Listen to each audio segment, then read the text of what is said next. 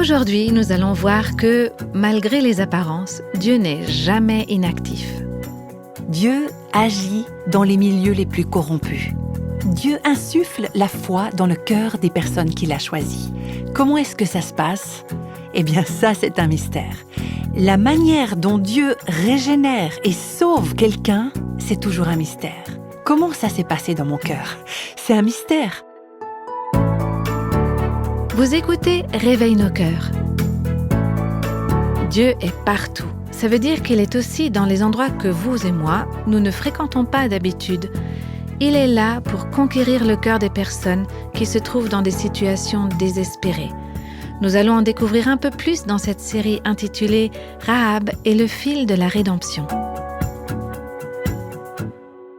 On s'intéresse de très très près à la vie de Rahab.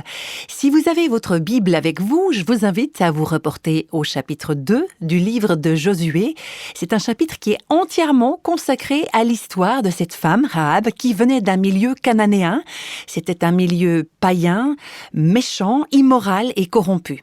Et la dernière fois, on a donc commencé ce chapitre au premier verset. On a vu que Josué, fils de Nun, avait envoyé en secret depuis Chittim 2 espions en leur disant « Allez, observez le pays et surtout la ville de Jéricho ». Alors ils y sont allés, ils sont entrés dans la maison d'une prostituée qui s'appelait Rahab et c'est là qu'ils ont logé.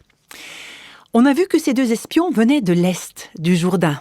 Alors ils ont traversé le fleuve Jourdain à pied et puis ils sont allés à Jéricho qui se trouvait à une dizaine de kilomètres à l'ouest du Jourdain pour observer à quoi ressemblait le pays et comment étaient les gens de ce pays.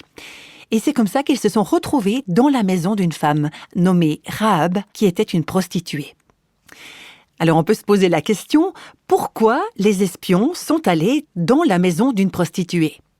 La réponse est qu'on ne sait pas. On nous dit juste que c'est ce qui s'est passé. Alors c'est possible que cet endroit leur ait été recommandé en raison de sa commodité puisque cette maison était située sur le mur de la ville et elle était facile d'accès.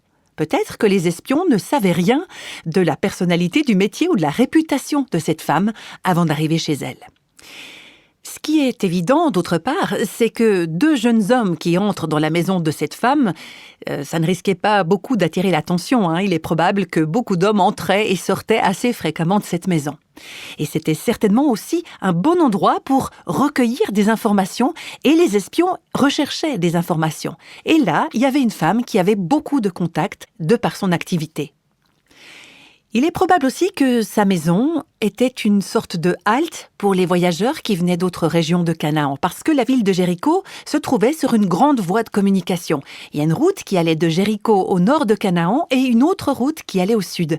Et les gens s'arrêtaient donc là et ils apportaient des nouvelles de ce qui se passait dans les autres régions de Canaan. Donc pour les espions, c'était un bon endroit pour échanger des nouvelles. Et Rahab, cette femme, leur donnerait probablement des informations sans trop poser de questions en retour. Il est clair que les espions ne voulaient pas devoir répondre à beaucoup de questions. La maison de cette femme était construite dans les murs même de la ville. Et si les espions avaient besoin de s'échapper rapidement, alors ils pourraient facilement sortir. Et c'est peut-être aussi pour ça que les espions avaient choisi cet endroit. On ne sait pas en fait, ce ne sont que des suppositions. Mais une chose est sûre, c'est Dieu qui les a conduits vers cette maison, et chez cette femme en particulier. Dieu savait que dans cette ville dépravée, débauchée, une ville qui était mûre, entre guillemets, pour la destruction, mûre pour le jugement, il y avait une femme qui croyait en lui. Alors Rahab, elle ne savait pas grand-chose sur Dieu, mais sa foi reposait sur le peu qu'elle savait de lui. Et Dieu avait un projet pour la vie de cette femme. Dieu avait l'intention de racheter Rahab et sa famille de la destruction. Et par son intervention, même si l'action de Dieu à ce moment-là n'a pas vraiment été visible, eh bien il a dirigé ses espions vers la maison de cette femme où il leur est arrivé une histoire étonnante. C'est ce qu'on va lire maintenant dans les versets 2 à 6 de ce chapitre 2 de Josué. Quelqu'un dit au roi de Jéricho... Les villes de Canaan, c'était des sortes de petits États en elles-mêmes, elles avaient leur propre roi. On dit au roi de Jéricho, « Voici, des hommes d'entre les enfants d'Israël sont arrivés ici cette nuit pour explorer le pays. » Et le roi de Jéricho envoya dire à Rahab, « Fais sortir les hommes qui sont venus chez toi, qui sont entrés dans ta maison, car c'est pour explorer tout le pays qu'ils sont venus. » La femme prit les 2 hommes et elle les cacha. Et elle dit « C'est vrai que ces hommes sont arrivés chez moi, mais je ne savais pas d'où ils étaient. Et comme la porte de la ville a dû se fermer de nuit, ces hommes sont sortis. J'ignore où ils sont allés. Alors dépêchez-vous de les poursuivre et vous les atteindrez. » Rahab avait fait monter les espions sur le toit et les avait cachés sous des tiges de lin qu'elle avait arrangées sur le toit. Alors pour bien situer le contexte, j'aimerais préciser qu'il y avait à cette époque une forte tradition d'hospitalité. Même dans une culture païenne corrompue, on considérait qu'il était du devoir d'un maître de maison de protéger et de prendre soin de tous les visiteurs qui se présentaient chez lui, ou chez elle en l'occurrence. Mais Rahab est allée plus loin que la simple obligation culturelle de faire preuve d'hospitalité envers ces deux hommes. Comme on va le voir, elle est allée jusqu'à risquer sa vie pour eux, et cela en toute connaissance de cause. Elle n'a pas hésité, elle a caché les espions sur son toit, sous des tiges de lin. Alors le lin, il servait à fabriquer des fils et des toiles aussi. Et quand on l'avait récolté, on le mettait souvent à sécher sur les toits des maisons. Donc Rahab fait monter sur le toit les deux espions pour les cacher sous ces tiges de lin. Et puis, elle envoie les messagers du roi sur une fausse piste. Et on verra par la suite qu'elle a aidé les espions à s'échapper de la ville après le départ de ceux qui les recherchaient. Et ce qu'on va voir surtout, c'est que ce qui l'a motivée à être tellement courageuse, c'est sa foi dans le Dieu que ces hommes représentaient. Voilà ce qui l'a poussée à mettre sa vie en jeu malgré tous les risques. Et là, il y a aussi une question qu'on peut se poser, comme l'ont fait d'ailleurs de nombreux commentateurs de la Bible. Rahab, quand même, elle a menti. Est-ce qu'elle avait raison d'agir comme ça, oui ou non? Est-ce que c'était mal? Est-ce que c'était bien de mentir comme ça? Alors laissez-moi vous dire tout d'abord que je suis convaincue que la question de savoir si c'était bien ou si c'était mal, c'est pas le point principal de l'histoire. Mais j'aimerais prendre quand même un petit moment pour essayer de répondre à ça, parce que c'est une question difficile. Et j'aimerais vous laisser réfléchir sur certains commentaires qui ont été faits. Il y a certains commentateurs qui estiment que ce que Rahab a fait était acceptable, vu les circonstances. Que c'était pas vraiment un mensonge, mais que c'était une tactique légitime pour repousser l'ennemi, et tout cela dans un environnement de guerre. Et il y a d'autres commentateurs qui, sans excuser le mensonge, se demandent ce que chacun d'entre nous aurait fait s'il s'était trouvé dans la même situation, c'est-à-dire s'il nous était demandé de trahir un serviteur ou une servante de Dieu. Et j'aime bien ce que disait à ce propos le prédicateur Charles Spurgeon dans les années 1800. Il disait « Je ne veux pas prononcer un seul mot qui justifierait le mensonge. Loin de là. Mentir est une faute. C'est une faute, entièrement. Mais avant de condamner Rahab, soyez bien certains, soyez bien certaine que vous ne vous condamnez pas vous-même. Et demandez-vous d'abord ce que vous auriez dit ou ce que vous auriez fait dans de telles circonstances. Et la question est bel et bien ouverte. Et il y a aussi autre chose qu'il faut qu'on garde à l'esprit, c'est que Rahab était une Cananéenne. C'est une femme qui avait grandi dans une culture qui n'avait aucune éthique. Elle n'avait aucun sens du bien et du mal. Dans cette culture, il était probable que le mensonge était une sorte de mode de vie. Et comme Rahab n'avait jamais été instruite dans les voies de Dieu, elle n'avait peut-être aucune idée que c'était mal de mentir. En fait, Rahab, elle était un petit peu comme un bébé dans la foi. Elle ne connaissait pas la loi de Dieu, ni ses normes morales. Donc, même si les avis sur le sujet sont différents, en fin de compte, on n'a pas besoin d'essayer de justifier le mensonge de Rahab. On comprend bien que les Écritures ne donnent pas Rahab en exemple pour sa moralité ou son mensonge. Rahab est un exemple pour sa foi. Et le fait que son mensonge soit rapporté dans les Écritures, ça ne signifie pas que la Bible approuve ou excuse ce qu'elle a fait. Il y a un commentateur de l'Ancien Temps qui s'appelle Matthew Henry qui exprime les choses comme ça. Dieu a accepté Rahab pour sa foi et il a pardonné ses faiblesses. Et moi, je trouve que c'est une assez bonne conclusion sur ce point. On va continuer la lecture de ce chapitre 2 au verset 7 à 10. Ces gens, donc les hommes qui avaient été envoyés par le roi, poursuivirent les deux espions par le chemin qui mène au gué du Jourdain, donc là où on passe la rivière à pied, et l'on ferma la porte de la ville après qu'ils furent sortis. Les espions étaient prêts à aller se coucher. Rahab monta vers eux sur le toit et leur dit « L'Éternel, je le sais, vous a donné ce pays. La terreur que vous inspirez nous a saisis, et tous les habitants du pays tremblent devant vous.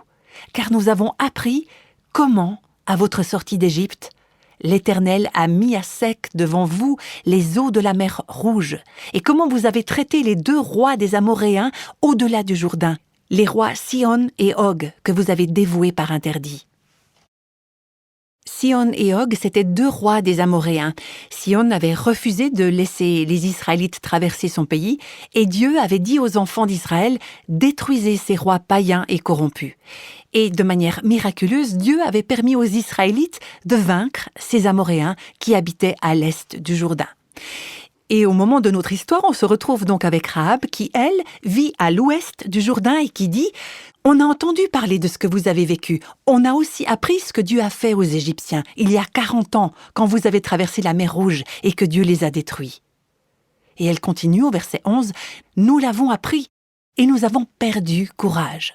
Et tous nos esprits sont abattus à votre aspect, car c'est l'Éternel, votre Dieu, qui est Dieu en haut dans les cieux et ici en bas sur la terre. Nous l'avons appris et nous avons perdu courage. » En hébreu, le mot qui est traduit ici par « perdre courage », ça signifie littéralement « fondre » ou « se liquéfier ». Rahab est en train de dire « nos cœurs se sont liquéfiés, il n'y a plus en nous la moindre trace de courage, la moindre force. On a été tellement épouvantés, terrifiés en apprenant ce que Dieu avait fait subir à vos ennemis, et littéralement, il n'est plus resté d'esprit à aucun d'entre nous. » Et le mot « esprit » signifie littéralement « souffle », le souffle de l'air ou de la respiration. Ça nous a coupé le souffle, on avait de la peine à respirer. Car c'est l'Éternel, votre Dieu, qui est Dieu en haut dans le ciel et ici en bas sur la terre. Ça, c'est une déclaration plutôt remarquable de la part de cette femme. Si on se rappelle qu'elle vient de Canaan, donc de ce milieu païen, corrompu, immoral, et qu'elle est elle-même prostituée de métier. C'est la première confession de foi d'une personne qui vient d'un milieu païen qui est rapportée dans les Écritures.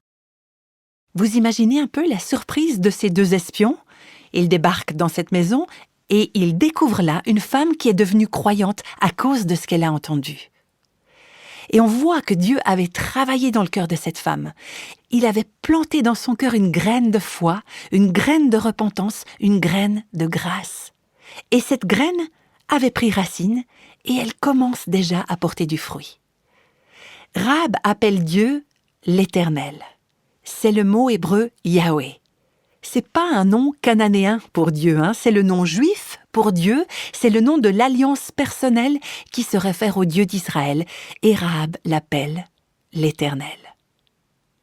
Elle avait entendu parler de l'Éternel, et elle était devenue croyante en Yahweh, le Dieu d'Israël. Quelque part, à un moment donné, elle a réalisé que les autres dieux que toute sa vie on lui avait appris à adorer ne sont en fait pas des dieux, pas du tout, et que Yahweh est le seul et unique vrai Dieu. Tout ça, c'est contenu dans cette déclaration de foi qu'elle fait devant les espions. Et en reconnaissant que l'Éternel est le seul vrai Dieu, Rahab reconnaît que lui seul est digne d'adoration, digne de la soumission, de l'allégeance de tous ceux qui vivent sur la terre. Rahab connaissait la puissance de Jéricho. Et comme on va le voir, Jéricho était une ville bien fortifiée, mais Rahab savait que le Dieu d'Israël triompherait de Jéricho. Et c'est pour ça qu'elle dit « Je sais que l'Éternel vous a donné le pays ». Moi, je trouve ça assez surprenant. 40 ans plus tôt, Caleb et Josué, qui faisaient partie des 12 espions qui avaient été envoyés en terre promise, étaient revenus vers leur peuple et ils avaient dit aux Israélites « Dieu nous a donné le pays ». Mais à cette époque, personne ne les avait crus. Tout le monde avait douté. Et voilà maintenant que ces mots « L'Éternel vous a donné le pays » sont prononcés par une femme qui, toute sa vie, en tout cas jusque-là, a été païenne, une femme qui est dans le camp ennemi. Donc vous voyez l'ironie de la situation? À part Caleb et Josué, les enfants d'Israël ont tous été incrédules. Et pourtant, ils connaissaient Dieu. Et voilà une femme qui n'avait jamais entendu parler de Dieu jusqu'à ces derniers jours, et maintenant, elle croit en ce Dieu. Et elle dit aux espions, on a appris ce que Dieu a fait aux Égyptiens, on a entendu ce que Dieu a fait à ces rois amoréens à l'est du Jourdain. D'où vient la foi? La foi vient de ce qu'on entend, de ce qu'on écoute la parole de Dieu, de ce qu'on apprend sur ce que Dieu a fait. Cet épisode de la mer Rouge avait eu lieu 40 ans auparavant.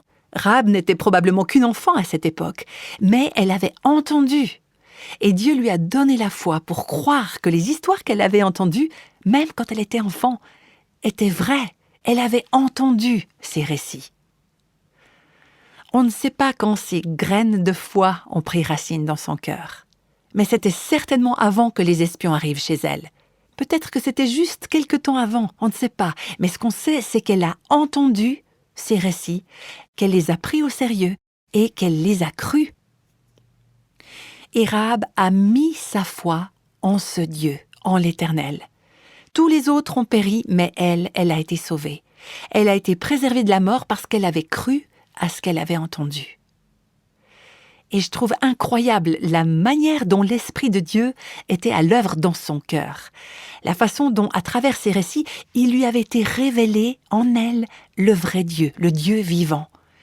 Et c'était l'Esprit de Dieu qui lui avait révélé que les idoles que tout son entourage adorait et qu'elle-même avait adorées toute sa vie n'étaient pas de véritables dieux.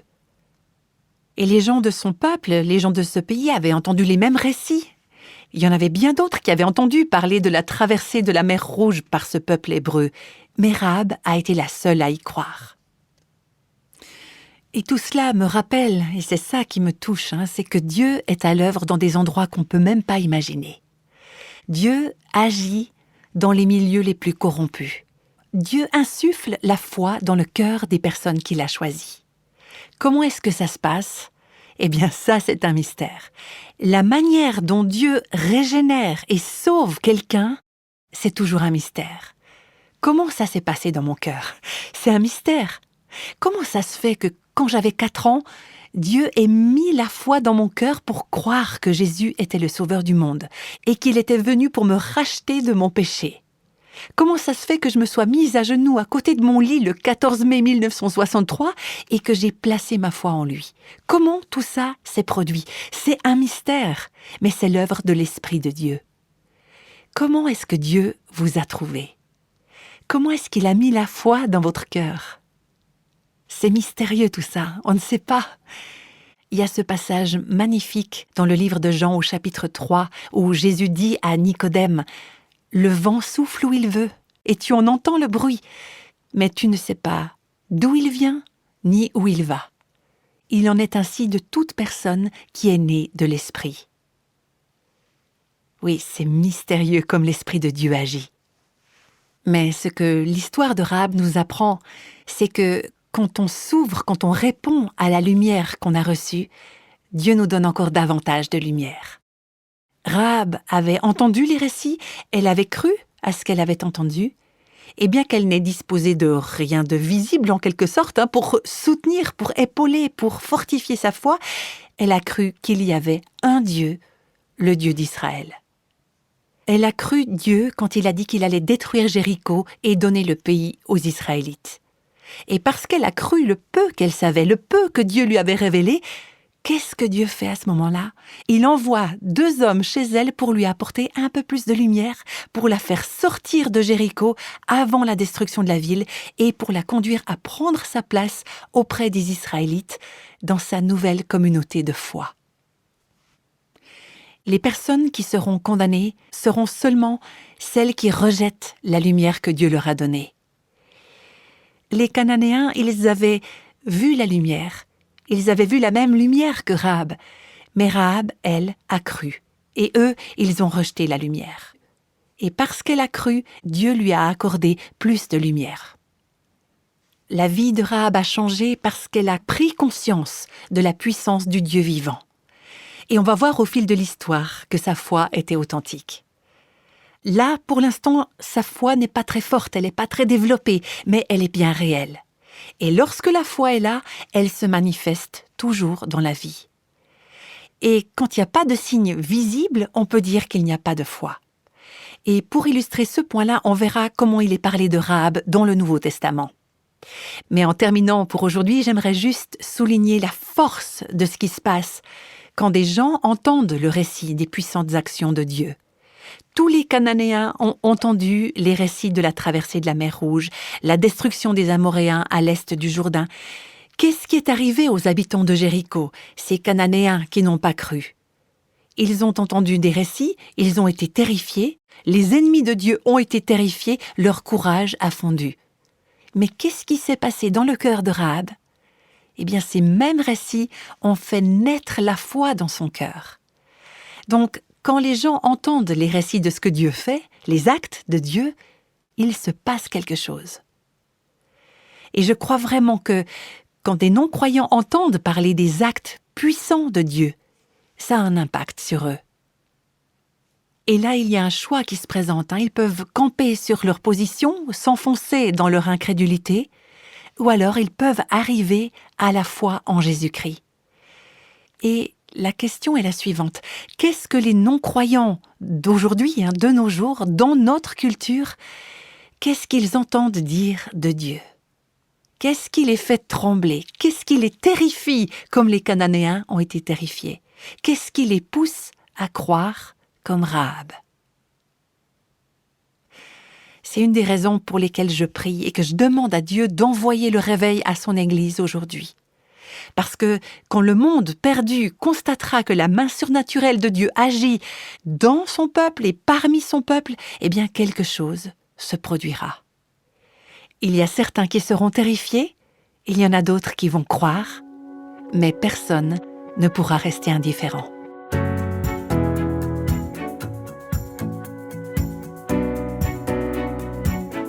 Seigneur, on te prie de tout notre cœur de visiter en ces jours ton peuple, d'étendre ton bras et de lui montrer ta puissance et ta grandeur, pour que ce monde qui se perd, dans ce pays et dans tous les pays du monde, entende dire qu'il y a un Dieu.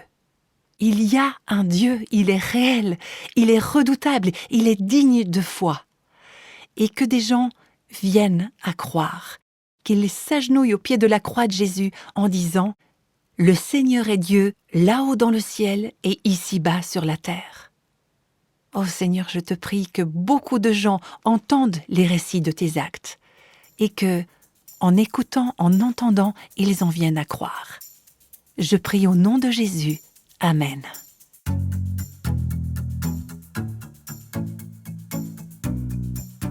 Dans notre prochain podcast, nous verrons à quel point ce que nous croyons est important. Alors à bientôt pour la suite de la série intitulée « Rahab et le fil de la rédemption ».